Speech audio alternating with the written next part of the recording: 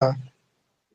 देखो, अगर सारे चुनावों के अंदर ईवीएम में जो धांधली है उसका ऐसा मतलब नहीं है कि सारे चुनाव में वो बैठ के और ईवीएम की धांधली करेंगे। वैसा नहीं है।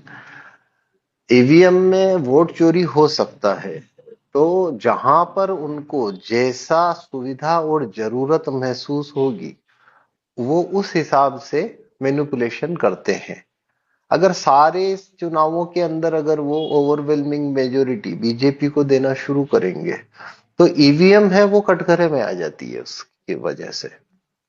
तो देखो, जो लोग ईवीएम को कंट्रोल करते हैं उनको फर्क नहीं पड़ता है बीजेपी जीते चाहे कांग्रेस जीते चाहे सपा जीते या बसपा जीते। मतलब जो बड़ी पार्टियां उनके द्वारा पाली पोसी गई पार्टियां हैं वो सभी पार्टियां उनके लिए ही काम करती है। ईवीएम का मोटा मोटी इस्तेमाल क्या है? मतलब देखो, ईवीएम को लेके जितने ईवी एंटी ईवीएम लोग हैं भारत में उनको एक भ्रम है कि ईवीएम जुड़ा है बीजेपी द्वारा मैनिपुलेशन से। मतलब ईवीएम मतलब बीजेपी मैनिपुलेट कर रही है, ऐसा नहीं है। बीजेपी के पास में न तो इतनी शक्ति है, मतलब पूरी बीजेपी और कांग्रेस के जितने लोग हैं वो सारे इकट्ठे होके बैठ जाए ना तो उनमें उतनी ताकत नहीं है। फाइनेंशियल ताकत नहीं है उनमें, उनके पास उतना मीडिया को पालने का खर्चा नहीं है। मतलब ईवीएम से वोट मैनिपुलेशन करने से कुछ नहीं होता है। इंपॉर्टेंट होता है उस मैनिपुलेशन को सप्रेस करके रखना। इसके लिए मीडिया चाहिए। तो बीजेपी में उतनी शक्ति नहीं है कि वो ईवीएम से मैनिपुलेशन कर सके। मैनिपुलेशन जो होता है या जो ईवीएम को कंट्रोल करते हैं वो बीजेपी नहीं है, वो पेड मीडिया के प्रायोजक हैं। अब उसमें देशी विदेशी सभी धनिक आ गए, अमेरिकन धनिक जितने भी हैं वो आ गए। और हथियार निर्माता, दवाई दवाई कंपनियां चलाने वाले लोग, मिनरल माइंस के ठेके लेने वाली American elite, land holders, Indian elite, Ambani Tata वगैरह, ये सब। तो ये सब मिलके जिनके पास में मीडिया है, मीडिया ये लोग कंट्रोल करते हैं। जो मीडिया कंट्रोल करेगा ना वही ईवीएम में मैनिपुलेशन कर सकता है। और ईवीएम में धांधली के बावजूद 30 साल तक ईवीएम को किसी कंट्री में चला सकता है। बीजेपी के पास ताकत नहीं है कि वो ईवीएम को चला सके या उसे वो मैनेज कर सके। तो ये तो पहली बात है। तो जितनी रिकॉग्नाइज पार्टियां हैं भारत में, बीजेपी है, कांग्रेस है, सपा बसपा आम आदमी पार्टी और दूसरी जितनी रिकॉग्नाइज पार्टियां हैं, वो सभी रिकॉग्नाइज पार्टियां क्या है, वो पेड मीडिया के प्रायोजकों द्वारा खड़ी की गई है। तो उनको एक रोटेशन रखना होता है। मतलब ऐसा नहीं होता है पूरी भारत में सब सीटें बीजेपी को दे दो तो क्या होगा, एक जेन्युइन पॉलिटिकल अल्टरनेटिव खड़ा हो जाएगा बाद में। तो करना क्या होता है इसके लिए कि जैसे जितनी रिकॉग्नाइज पार्टियां हैं वो सबको एक रोटेशन के साथ में वो खेल में बना के रखते हैं। अगर कांग्रेस को पूरी तरह खत्म कर दे, अगर पूरी तरह खत्म कर दिया कांग्रेस को, तो एक दूसरा पॉलिटिकल अल्टरनेटिव खड़ा हो जाएगा। तो उसके लिए बारी बारी सबकी बारी। अब कांग्रेस जीत गई तो उससे पेड मीडिया के प्रायोजकों को क्या नुकसान होता है? कोई नुकसान नहीं होता है, क्योंकि कांग्रेस भी उनके लिए ही काम करेगी। बीजेपी जीत गई वो भी उनके लिए काम करेगी। आम आदमी पार्टी जीतेगी तो वो भी उनके लिए काम करेगी। और शिवसेना जीत जाएगी तो वो भी उनके लिए ही करेगी, नीतीश भी उनके लिए ही करेगा, चंद्रबाबू नायडू भी उनके लिए ही करेगा। तो सारे जितनी रिकॉग्नाइज पार्टियां हैं वो सारी काम इवेंचुअली उनके लिए ही करना है उनने।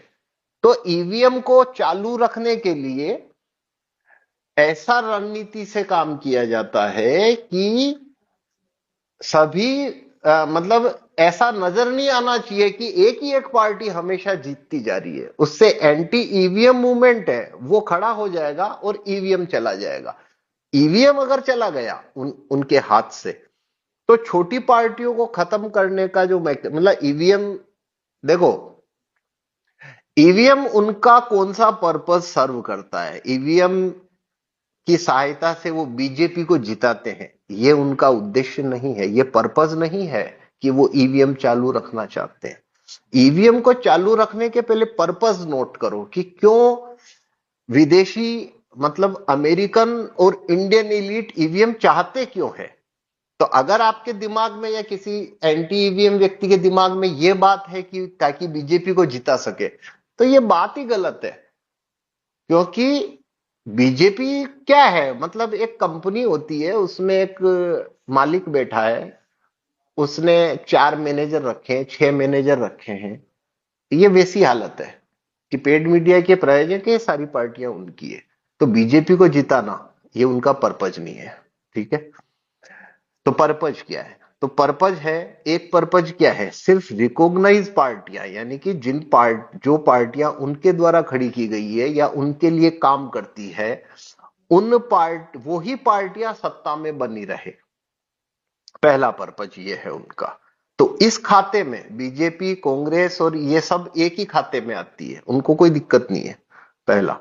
दूसरा है, जेन्युइन पॉलिटिकल अल्टरनेटिव खड़ा नहीं होना चाहिए। मतलब अगर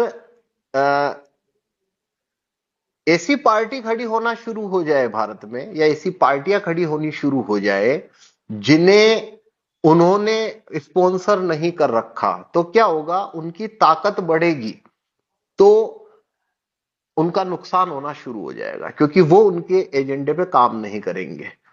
तो अगर ईवीएम रहने से वो क्या करते हैं, छोटी पार्टियों को पनपने नहीं देते। तो पहला, रिकॉग्नाइज पार्टियां जो उनके द्वारा खड़ी की गई पार्टियां हैं, मीडिया द्वारा खड़ी की गई है, उन्हें सत्ता में बना के रखना, पहला पर्पज है। दूसरा पर्पज है, छोटी पार्टियां ना खड़ी हो सके।